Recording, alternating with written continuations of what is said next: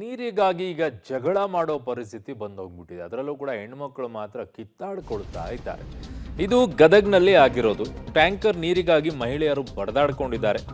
ಗದಗದ ಬೆಟಗೇರಿ ಟರ್ನಲ್ಪೇಟೆ ನಗರದಲ್ಲಿ ಆಗಿರುವಂತಹ ಘಟನೆ ಇದು.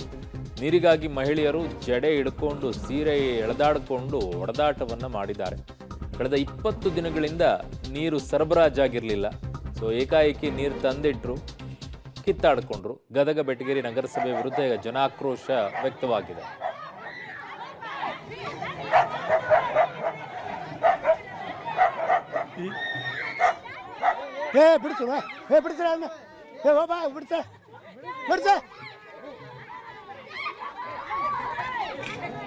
ಬಿಡಿಸ್ರಿ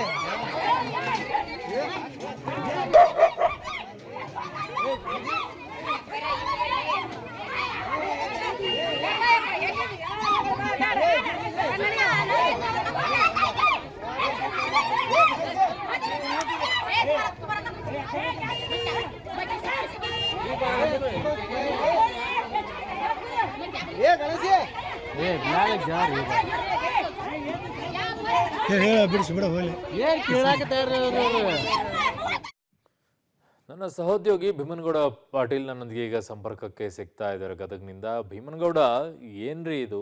ಸರ್ಕಾರ ಗ್ಯಾರಂಟಿಗಳನ್ನೆಲ್ಲ ಸಂಪರ್ಕ ಮತ್ತೆ ಮಾಡುವಂತ ಕೆಲಸವನ್ನ ಮಾಡ್ತೀವಿ. ಗದಗ ಬೆಟಗೇರಿ ಅಲ್ಲಿ ಆಗಿರುವಂತಹ ಘಟನೆ ಇದು.